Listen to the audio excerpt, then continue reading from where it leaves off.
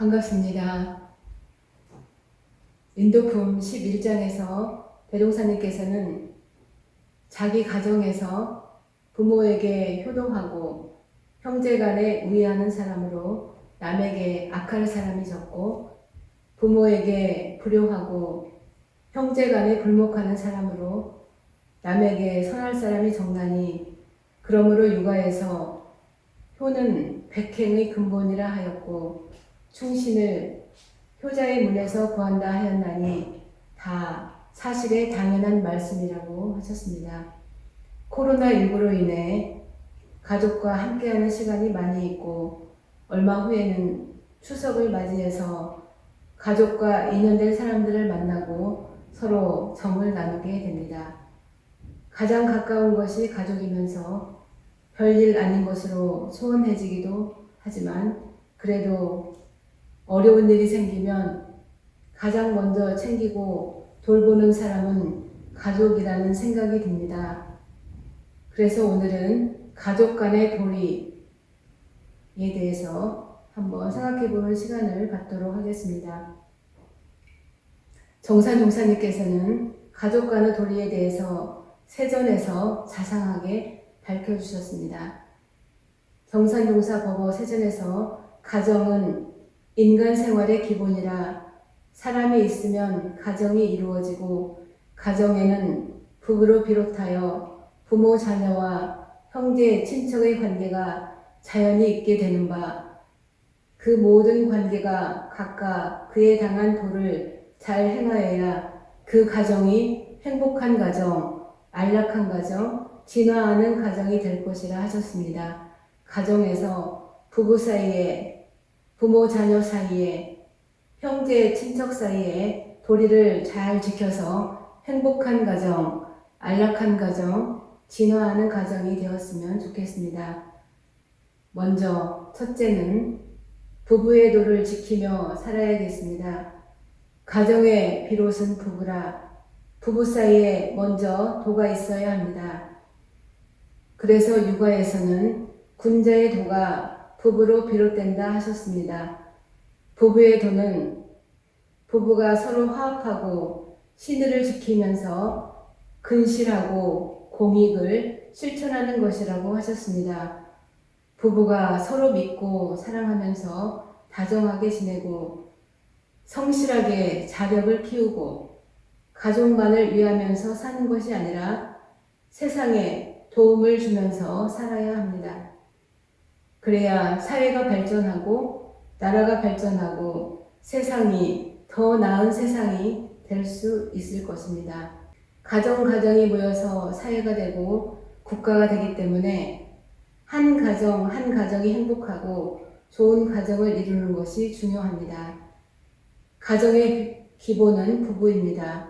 그래서 부부가 서로 믿고 행복한 가정을 이루어가고 사회에 도움을 주는 실천을 해야 그 사회 국가가 발전하고 살기 좋은 세상이 될 수 있습니다.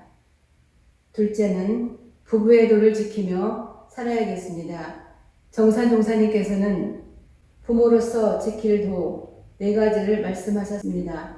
어느 방면으로든지 자녀가 자력을 얻을 때까지 양육하고 보호하는 데 힘을 다할 것이요.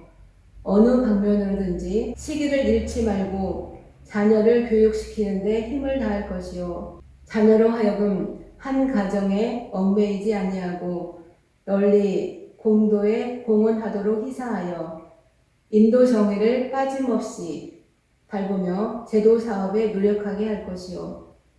자녀의 효와 불효를 개교하지 말고 오직 의무로서 정성과 사랑을 다하라 하셨습니다. 자녀들이 미성년자인 젊은 부모들은 자녀들이 자력을 얻을 때까지 양육하고 보호하는데 힘을 다해야 하고 자녀를 교육시키는데 힘을 다하고 자녀들이 한 가정에 얽매이지 아니하고 널리 공도에 공헌하도록 노력하게 해야 한다고 정산 종사님께서는 말씀하셨습니다. 그리고 부모는 자녀들의 거울임을 생각하면서 자신의 언행을 돌아보면 좋겠습니다. 아이들이 어릴 때는 부모의 언행을 보면서 자연스럽게 학습하고 따라하게 됩니다.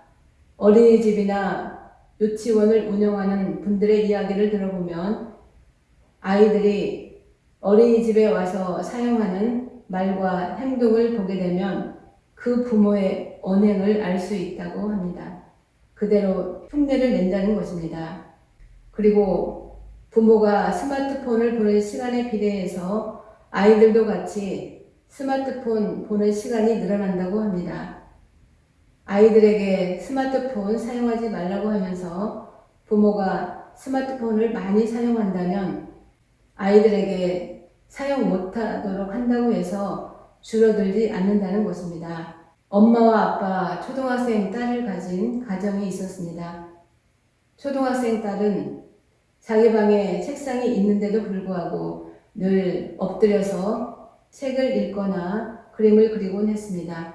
그러면서 허리와 등의 통증을 엄마에게 호소를 했습니다. 그러던 어느 날 아빠와 아이가 나란히 바닥에 엎드려서 아빠는 신문을 보고 딸아이는 숙제를 하고 있음을 이 엄마가 보게 되었습니다. 그리고 깜짝 놀랐습니다.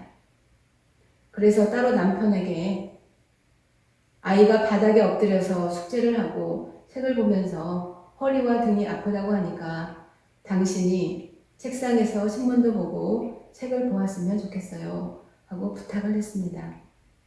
이후로 아빠는 딸 방에 또 하나의 책상을 갖다 두고 책상에서 책을 보면서 딸아이를 불러서 책상에서 과제를 하도록 했습니다. 날마다 책상에서 함께 책을 읽었습니다. 그랬더니 몇 달 후부터는 아빠가 나란히 책상에 앉지 않았는데도 딸 스스로 책상에 앉게 되었습니다. 아이들은 부모의 행동을 그대로 따라서 한다는 것을 우리는 명심을 해야 됩니다. 어느 퇴직한 분의 이야기입니다. 젊어서 아이 키울 때 친정엄마 신세 지면서 일을 했는데 퇴직 후에 늦게나마 딸에게 신경을 쓰기 시작했답니다. 지난 세월 함께 못해준 것이 너무나도 미안해서 딸에게 그동안 못 쏟았던 애정과 관심을 끊임없이 표현했습니다. 오늘 언제 오니? 오늘 저녁 뭐 해줄까? 오늘 어땠니? 요즘 얼굴이 왜 까칠해졌니? 내가 뭐 해줄까? 옷이 왜 그러니? 화장 좀 해라. 등등. 딸이 하는 말. 엄마, 제발 그만해. 나 이제 다 컸어. 지금 와서 왜 이래? 갑자기 조용하던 집안에 엄마가 나타난 것입니다. 그것도 여기저기 참견을 해대는 피곤한 잔소리꾼이 나타난 것입니다. 제발 일 다시 하러 나가면 안 돼? 난리라고 합니다. 간섭하고 잔소리하는 부모가 아니라 그냥 지켜봐주는 부모가 되는 것이 필요합니다. 지금 연세가 많으신 우리나라 대부분의 부모들은 자식들을 위해 많은 것을 희생하신 분들이 많이 있습니다. 세상이 많이 변했어도 부모가 자식 생각하는 마음은 자식이 부모 생각하는 것보다는 훨씬 크다는 생각이 듭니다. 그렇지만 나이가 들면 우리가 자동적으로 눈이 침침해지고 귀가 잘 안 들리게 되고 모든 행동이 느려지게 됩니다. 그것은 모든 것을 줄여서 하라는 것입니다. 보는 것도 줄이고 듣는 것도 줄이고 말하는 것도 줄여야 합니다. 자식들이 성인이 되면 아니 대학을 졸업하고 사회의 일원이 되었으면 잔소리를 가능하면 멈추는 것이 필요하리라고 생각을 합니다. 성인이면 자신의 인생에 책임을 지고 알아서 살아야 합니다. 자식이 성인이 되면 부모는 자식을 믿어주고 응원해주고 기도해줄 뿐이지요. 쉽지는 않지만 떠나보내는 연습을 해야 착심에서 벗어날 수 있습니다.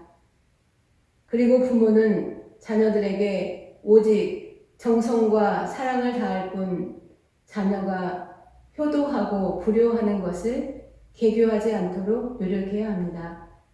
효도하고 불효하는 것을 계교하지 않을 때 내 마음에 평화가 올 수 있습니다. 오로지 마음을 비우고 해탈하는 공부로 편안하게 지낼 수 있었으면 좋겠습니다. 셋째는 자녀의 도를 지키며 살아야겠습니다. 정산 종사님께서는 자녀는 자녀로서 지킬 바 도가 있나니 정절에 밝혀주신 부모 보훈의 조목을 일일이 실행하여 참다운 큰 효가 되게 할 것이라 하셨습니다. 정전 교의편에 있는 부모 보훈의 조목을 보자면 공부의 요도 사막팔조와 인생의 요도 사언사역을 빠짐없이 밟을 것이요 부모가 모자력할 경우에는 힘 미치는 대로 심지의 안락과 육체의 봉양을 드릴 것이요 부모가 생존하시거나 열반하신 후나 힘 미치는 대로 무자력한 타인의 부모라도 내 부모와 같이 보호할 것이요 부모가 열반하신 후에는 역사와 영상을 봉안하여 길이 기념하라 하셨습니다. 우리는 자녀로서 부모님이 살아생전에 자력이 있을 때는 우선 마음을 편안하게 모시는 것이 보온하는 것이고 부모님이 무자력할 경우에는 부모님의 마음도 편안하게 해드리면서 육체의 봉양을 잘 드리는 것이 보온하는 것입니다. 그리고 부모님에 대해서 종합적으로 은혜를 갚는 것은 내 부모님뿐만 아니라 무자력한 사람에게 도움을 주는 것입니다. 우리는 힘 미치는 대로 주위에 있는 많은 무자력한 사람들에게 도움을 주어서 보살펴 주는 것이 현생의 부모님께 은혜를 갚는 것뿐만 아니라 과거 전생의 많은 부모님, 내 생에 만나게 될 많은 부모님에 대한 보온하는 길이 됩니다. 정산 종사님께서는 또한 부모를 봉양한다 하여 혹 공중을 위한 큰 사업을 못하게 된다면 이도 또한 작은 효로서 큰 효를 상한다 하시고 부모가 나에게 자비와 사랑이 적은 경우가 있다 할지라도 불평하거나 원망하지 말고 오직 자녀의 도리만 다하라고 하셨습니다. 지금은 세상이 달라져서 가정에서 편찮으신 부모님을 모시기 어려운 세상이 되었습니다. 부모님을 요양병원이나 요양시설에 모실 수밖에 없는 상황이 올 수 있습니다. 그럴 때 직장일이나 역할에 정성을 다해서 내가 있으므로 내가 처한 곳에 도움이 되고 이 사회국가에 도움이 됨을 감사하게 생각하고 요양병원이나 요양시설에서 돌봐주시는 분들에게도 감사해야 합니다. 우리는 서로가 도움이 됨을 감사하고 시간 될 때 찾아뵙고 하는 것이 필요합니다. 죄책감은 도움이 되는 것이 아닙니다. 직장에도 가정에도 도움이 안 됩니다. 에너지가 다운됩니다. 본인도 힘들어지고 주위 사람들도 힘들어지게 됩니다. 우리는 우리에게 주어지는 현실을 받아들이고 내 입장에서 할 수 있는 최선을 다하도록 하면 됩니다. 그리고 감사로 마음을 돌려야 합니다. 그래도 다행이고 감사합니다. 좋은 시설이 있어서 부모님을 모실 수 있어서 감사합니다. 또한 요양시설에서는 여러 사람이 함께 생활하기 때문에 상호작용할 수 있고 프로그램에 참여할 수 있어서 건강에 더 도움을 받을 수도 있습니다. 자신의 상황에 맞게 잘 활용할 수 있으면 좋겠습니다. 혹 부모가 나에게 자애가 적은 경우가 있다 할지라도 불평하거나 원망하지 말고 오직 자녀의 도리만 다할 뿐입니다. 자녀로서는 내가 어렸을 때 부모의 은혜 입은 것을 가장 크게 생각해야 합니다. 우리가 어릴 때를 생각하며 부모님에게 무조건 감사해야 하고 자녀의 도리를 다해야 합니다. 그래야 내 자녀가 효도를 합니다. 부모 입장에서는 부모 도리만 다할 뿐 효도를 바라지는 말아야 하지만 효자 집안에 효자가 나오는 것입니다. 그래서 우리는 자녀로서 부모에게 효도를 다해야 하는 것입니다. 넷째는 형제 친척의 도를 지키며 살아야 합니다.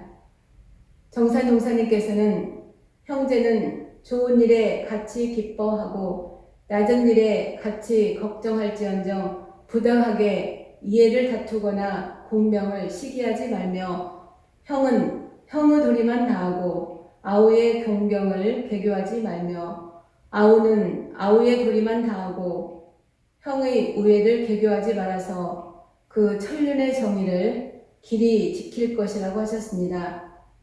또한 형제 친척이라 하여 옳지 못한 우애를 구하거나 부당한 의세를 행한다면 이는 형제 친척의 도가 아니니 내가 먼저 힘을 써서 혜택이 형제 친척에게 미치게는 할지언정 내가 먼저 형제 친척에게 구하고 바라는 마음을 가지지는 아니하여야 영원한 화목을 누리게 된다 하셨습니다. 가족 간의 도리를 지키는 데 있어서 가장 중요한 것은 나는 내 도리만 다할 뿐이지 다른 사람의 행동을 개교하지 않는 것입니다. 나는 부모로서 부모의 도리만 다할 뿐 자녀가 효도하고 불효하는 것을 개교하지 않고 나는 자녀로서 자녀의 도리만 다할 뿐 부모가 자비와 사랑이 있고 없는 것을 원망하거나 불평하지 않고 나는 형으로서 형의 도리만 다할 뿐 아우의 공경을 개교하지 않고 나는 동생으로서 동생의 도리만 다할 뿐 형의 우애를 개교하지 않고 살게 된다면 가족들의 일로 인하여 마음 상하는 일이 없을 것입니다. 우리는 가족 간에 있어서 우리의 도리만 다할 뿐 개교하는 마음이 없이 빈 마음으로 대한다면 가족 간에 좋은 관계를 이루며 만날 수 있을 것입니다. 코로나로 인해 가족과 함께하는 시간이 많아진 요즘 가족 간의 도리를 잘 지키면서 가족 간에 더욱 좋은 상생의 만남을 이룰 수 있기를 염원하면서 이상으로 마치겠습니다.